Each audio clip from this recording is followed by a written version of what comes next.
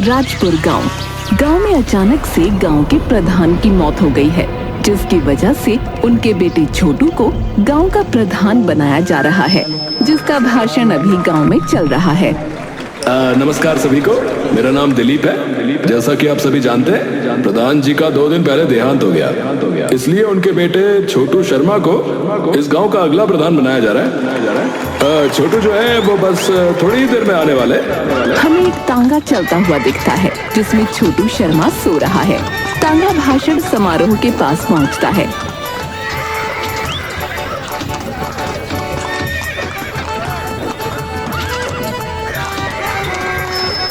वकील छोटू को उठाता है। छोटू जी उठिए, आपको भाषण देना है, उठिए। राशन देना? राशन? अरे राशन नहीं, भाषण। इतनी जल्दी उठा दिया, अभी तो सोया था। छोटू जी चलिए, आपको भाषण देना है। सो तो आप पिछले 8 घंटे से रहे। वो 8 घंटे मेरे लिए सिर्फ एक झपकी थी, समझे? अब देर मत करो, मुझे खाना खाकर फिर से सोना है। सब तैयार है इधर? हाँ चलिए, सब तैयार है। छोटू स्टेज पर आता है। अरे भाई कोई कुर्सी लगा दो, मैं इतनी देर मुझसे खड़ा नहीं हुआ जाएगा। हैं? खड़ा नहीं हुआ जाएगा? अरे भैया कैसा प्रधान है, खड़ा भी नहीं रह पा रहा।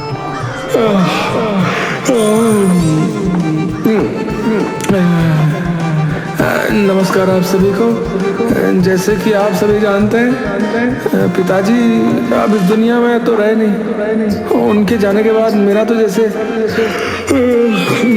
चैन नींद सब उड़ गई है। लेकिन गांव को संभालने के लिए कोई तो होना चाहिए ना, जिसके लिए मुझे चुना गया है। और मैं अपना कर्तव्य जो है पूरी ईमानदारी से निभाऊंगा। प्रधान जी, गांव में पानी की समस्या बढ़ती जा रही है, इसका समाधान कब होगा? भाई अभी कोई पूछने की बात है? बारिश आएगी और हो जाएगा समाधान। अरे ये क्या बोल रहा भैया? अब ये मत पूछना कि बारिश कब आएगी। अरे भाई हम प्रधान हैं, भगवान तो है नहीं जो बता दें कि बरसात कब आएगी है? तभी वकील आकर भाषण को खत्म करता है। जी माफ कीजिएगा प्रधान जी, आज बहुत थक गए हैं। आपके सारे सवालों के जवाब कल जनता दरबार में दिए जाएंगे हैं। चलिए, धन्यवाद। वकील और छोटू तांगे में बैठकर घर वापस आ जाते हैं।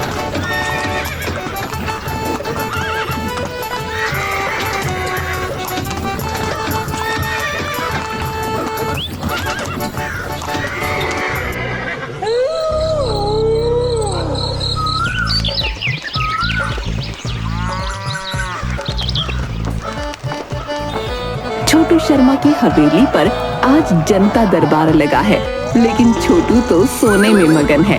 वकील जी उठाइए ना प्रधान जी को, देखिए लोगों की भीड़ बढ़ती जा रही है। अरे क्या आलसी आदमी है फोकट का है? अरे भाई कब से उठा रहा हूँ, लेकिन प्रधान जी उठते ही नहीं। अब आखिरी बार जाता हूँ। वकील जाकर छोटू को उठाता है। छोटू जी उठ जाइए, जनता दरबार लगाना है। बाहर लोगों की भीड़ बढ़ती जा रही है।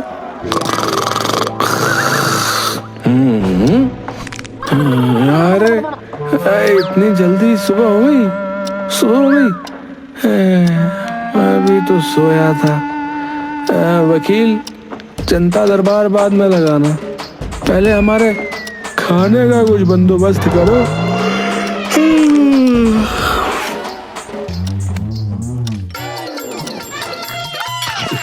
छोटू पेट भर के पहले खाना खाता है, उसके बाद लोग जनता दरबार में आने शुरू हो जाते हैं। पहले एक औरत और उसके साथ एक लड़का अंदर आते हैं। नमस्ते प्रधान जी। नमस्ते, बताइए क्या परेशानी है आपकी? पूछिए मत प्रधान जी। ठीक है, अरे इनका काम हो गया, दूसरे को भेजो। अरे नहीं, रुकिए बताती हूँ। हाँ तो जल्दी कीजिए, क्या कि अभी मुझे सोना भी है आगे। तो वक्त कम है। कुछ साल पहले मेरे पति एक शेर पकड़ने जंगल में गए थे, आज तक नहीं लौटे। तो कहाँ गए आपके पति? शेर के पेट में? तो ये थी आपकी समस्या? नहीं, अब ये मेरा बेटा कहता है मैं उस शेर को मारने जाऊंगा। अरे बेटा, ऐसा मत करना, शेर के सामने ये सब नहीं चलता। वो मोबाइल में गेम खेलते हैं ना आजकल, वो क्या कहते हैं, हाँ, किचन डिनर। अरे नहीं, चिकन डिनर। हाँ वही वही। तो चिकन डिनर बन जाओगे शेर के आगे और हार जाओगे, तो बताओ क्या फायदा जाके? अब तो नहीं जाओगे ना शेर के आगे? नहीं जाएंगे। चलो भाई, समस्या का हल निकल गया, किसी और को भेजा जाए। फिर एक बूढ़ी औरत आती है।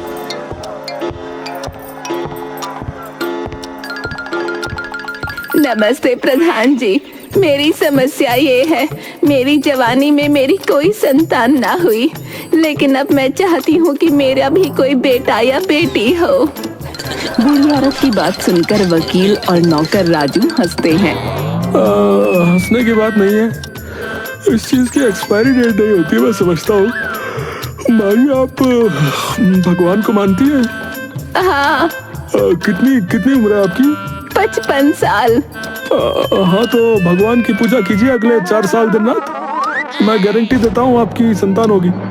अगर नहीं होगी 5वें साल फिर यहाँ आ जाना। चलो जी, नेक्स्ट। धन्यवाद प्रधान जी।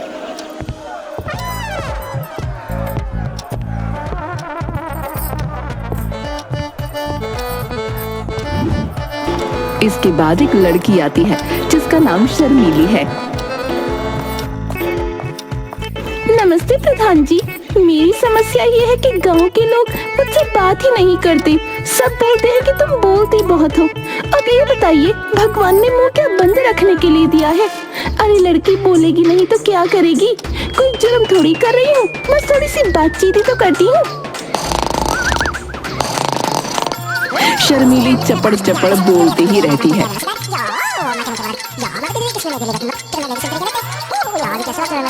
थोड़ी देर बाद प्रधान जी उठते हैं। क्या बोला? आप बताइए मैं क्या करूं? तुम जो है ना, अपने घर में एक बड़ा सा आईना लगाओ और उसके सामने बैठकर बोला करो, तुम्हारी समस्या खत्म हो जाएगी। अरे ये तो मैंने सोचा ही नहीं। आपका धन्यवाद प्रधान जी, मैं चलती हूँ।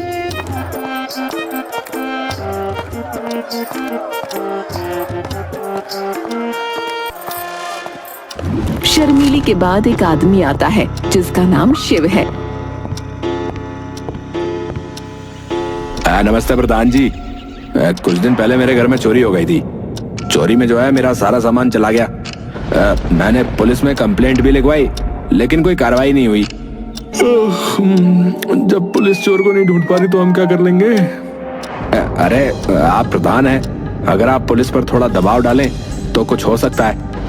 मेरे पास उनकी एक तस्वीर भी है जो हमारे पास रह रहे एक व्यक्ति ने ली। शिव वो तस्वीर छोटू को दिखाता है। तस्वीर में सिर्फ चोर की पीठ दिख रही है। वहाँ क्या तस्वीर ली है? इसमें क्या होगा? चलिए हम दरोगा से जाके मिलते हैं। राजू, अरे आज का जनता दरबार खत्म करो यार अब।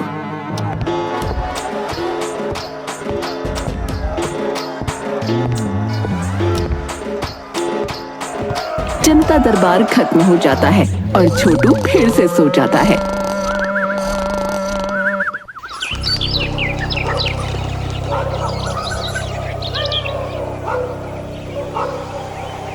गांव के थाने में प्रधान जी की चर्चा चल रही है। दरोगा चंदन अंदर बैठे हैं और दोनों कांस्टेबल बाहर खड़े होकर गप्पे मार रहे हैं। अरे क्या यार, गांव वालों ने भी किसे प्रधान बना दिया? हाँ, दिन भर तो सोता रहता है, क्या देखभाल करेगा ये गांव की? अरे पता नहीं, पर गांव की लुटिया तो डुबोएगा ही। तभी सामने से छोटू अपने तांगे में आता है।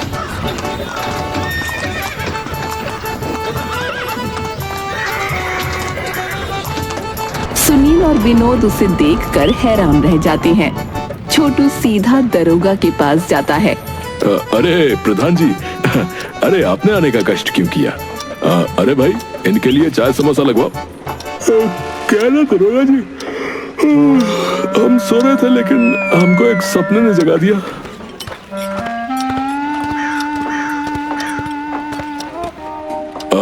अरे वो सब तो ठीक है, पर आप समोसा खाइए ना पहले, फेमस है हमारे यहाँ के। यहाँ पहले आप इस चोर को ढूंढना शुरू कीजिए। इस तस्वीर में तो कुछ दिख ही नहीं रहा है। क्या ना दरोगा जी, हमने सुना है पुलिस की सूंघने की क्षमता कुत्ते से भी तेज होती है। तो बस सूंघ लीजिए इन्हें, कल तक ही हमें मिल जाने चाहिए हैं। दरोगा के पसीने छूट जाते हैं। और वकील जी, ये सारे समोसे पैक कर लीजिए, हम घर पर खाएंगे, यहाँ के फेमस है ना।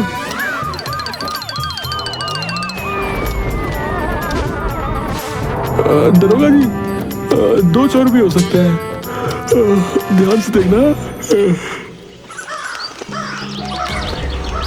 अगले दिन दरोगा नेताजी के घर आता है और छोटू शर्मा से मिलता है।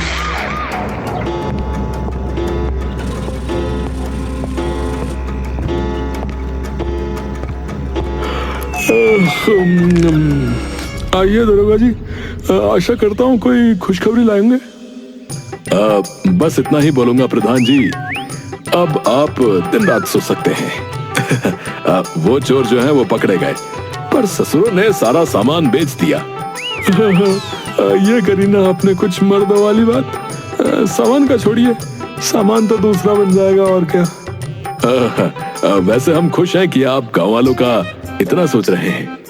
अरे गांव वालों का नहीं, अपना सोच रहे हैं। क्या ना, हमको नींद नहीं आ रही, बार बार यही चीज घूम रही दिमाग में। लेकिन खैर, अब चैन से सोएंगे। तो कब आएंगे आप इन चोरों को देखने? अरे हम कहाँ आ पाएंगे, अब सोएंगे या इन चोरों को देखते रहेंगे भाई। इसका जिम्मा आपका है, आप पकड़िए ना, अब हमारे खाने और सोने का टाइम होने वाला है। अच्छा ठीक है, चलता हूँ प्रधान जी, नमस्कार।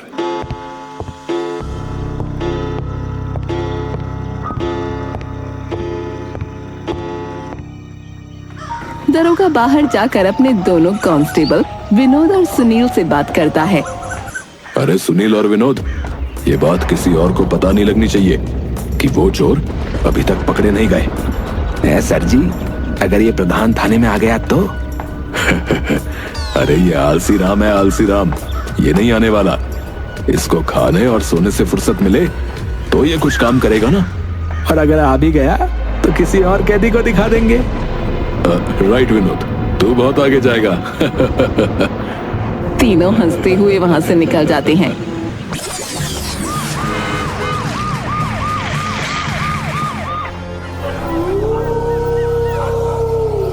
गांव में कीर्ति नाम की एक लड़की अपने घर में सो रही है। तभी उसको एक आहट सुनाई देती है। अरे इस घर में बहुत माल है, मैंने सब पता निकाल लिया है। अरे अलमारी में देख, वहाँ गहने होंगे। अरे रुक, देखता हूँ।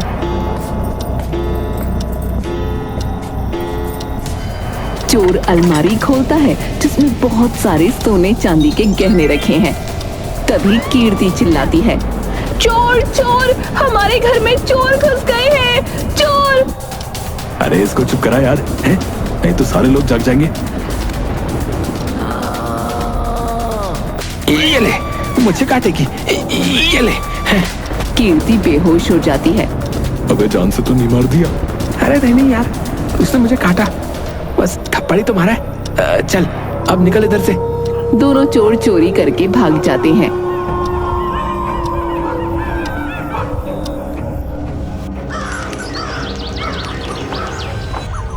सुबह कीर्ति, जिसके घर में पिछली रात चोरी हुई थी, छोटू के घर पर आती है और छोटू को खरी खोटी सुनाती है। जब से आप प्रधान बने हैं, गांव में चोरियां बढ़ती जा रही हैं। वैसे तो मुझे पुलिस के पास जाना चाहिए था, लेकिन जिस गांव का प्रधान आप जैसा आलसी हो, उस गांव की पुलिस कैसी होगी? लड़की, तभी से बात करो। मैं नहीं डरती किसी से। इस प्रधान ने तुम्हें गुलाम बना के रखा होगा, मुझे नहीं। अगर तुम सब मिलकर 2 चोरों को नहीं पकड़ पा रहे हो तो थू है तुम पर। देखो ज्यादा मत बोलो, वरना अभी ये सेब फेंक कर मारूंगा। अरे जा, इतना बड़ा प्रधान है तो पहले इन चोरों को पकड़ के दिखा जो मेरे सारे गहने और पैसे कल रात चोरी करके ले गए। ये कहकर कीर्ति वहाँ से चली जाती है।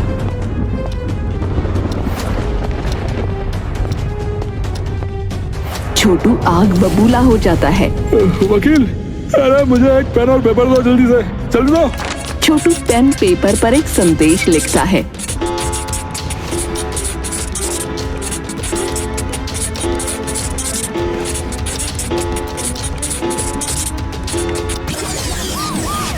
Police station.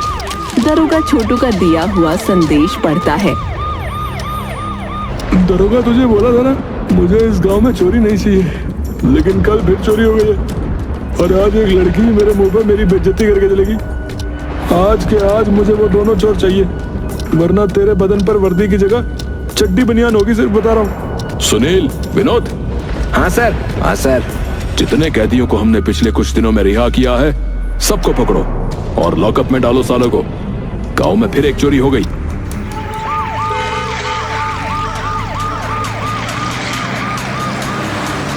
दरोगा के कांस्टेबल सुनील, विनोद बहुत से कैदियों को पकड़कर लॉकअप में डालते हैं। दरोगा कैदियों से सख्ती से पूछताछ करता है। सर, मैं नहीं जानता कि चोरी किसने की। मेरी तो कल सुहागरात थी सर। सुहागरात थी? हैं? साले तेंदुए की पूंछ हैं? ये ले। Sir, sir, sir. सर, मैं तो दारू पी के सो रहा था, मुझे नहीं मालूम चोरी किसने की, मुझे नहीं पता साहब। नहीं मालूम? रुक, अभी मालूम पड़ेगा। साले गाय के गोबर हैं? साहब, साहब। सर, मैं तो अस्पताल में भर्ती था सर, कल ही आया वहाँ से घर सर। साले मच्छर की जात हैं? वहाँ मर क्यों नहीं गया? ये ले। अरे सर, सर। सुनील, विनोद थाने के बाहर खड़े हैं और अंदर से कैदियों के चिल्लाने की आवाज आ रही है। अरे sir, sir, sir, sir, sir. अरे साहब, अरे साहब मत मारो साहब। छोटू अपने कमरे में सो रहा है, तभी उसे एक सपना आता है। तू आलसी प्रधान है, तुझे बस खाना और सोना आता है। देख आज मैं तेरे साथ क्या करती हूँ। कीर्ति अपने हाथ में बहुत सारा खाना लेती है। आलसी कहीं के, तू खाने के बिना नहीं जी सकता ना। ये इस गांव का बचा आखिरी खाना है, इसके बिना तू क्या करेगा? नहीं नहीं नहीं, ऐसा मत करना, मैं खाने के बिना नहीं रह सकता। तब जा फिर। नहीं। वकील उसके पास आता है। क्या हुआ प्रधान जी, बुरा सपना देखा क्या है? बहुत बुरा, बहुत बुरा। सुनो, दरोगा ने उन चोरों को पकड़ा गया। अभी तक तो नहीं प्रधान जी। मुझे नींद नहीं आ रही वकील। बार बार वो लड़की सपने में आकर मेरा खाना फेंक रही है इधर उधर। कोई उपाय बताओ।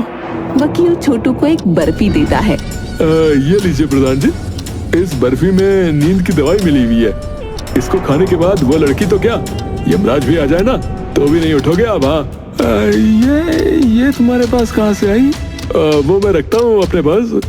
क्या ना, मेरी बीवी भी बहुत बोलती है, इसलिए रात में कभी कभी इसकी जरूरत पड़ती है। छोटू बर्फी को खा लेता है और फिर से सो जाता है।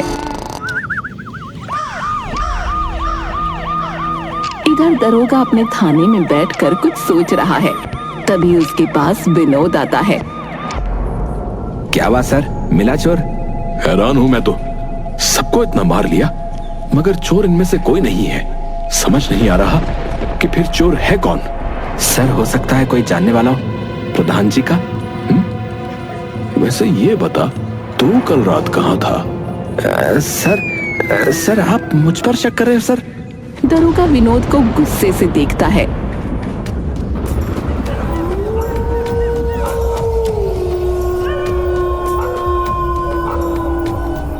छोटू गहरी नींद में सो रहा है, तभी उसकी आंख खुलती है और वो देखता है चोर उसके घर में चोरी कर रहे हैं।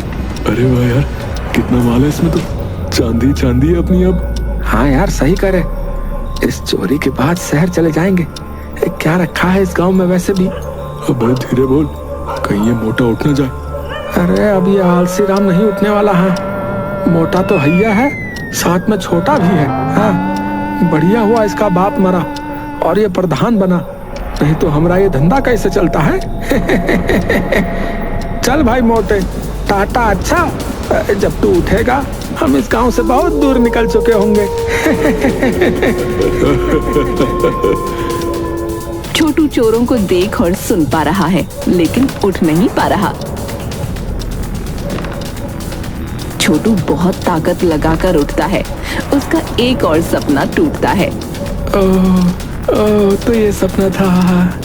छोटू नजर घुमाकर देखता है तो हैरान रह जाता है। उसके घर का सारा सामान गायब है। अरे, घर का सामान? तो ये सपना नहीं था। ये सपना नहीं था। वो मेरे सामने थे, पर मैं उठ क्यों नहीं पाया? छोटू को वकील की दी हुई बर्फी याद आती है। ये लीजिए प्रधान जी, इस बर्फी में नींद की दवाई मिली हुई है। इसको खाने के बाद वो लड़की तो क्या, यमराज भी आ जाए ना तो भी नहीं उठोगे आप। हाँ, वकील और राजू। कुछ देर बाद हमें दिखता है दो चोर तांगे में बैठकर जा रहे हैं। ये दोनों छोटू के वकील और नौकर राजू ही हैं। तांगे में बहुत सारा सोना चांदी और पैसे भरे हुए बोरे रखे हैं।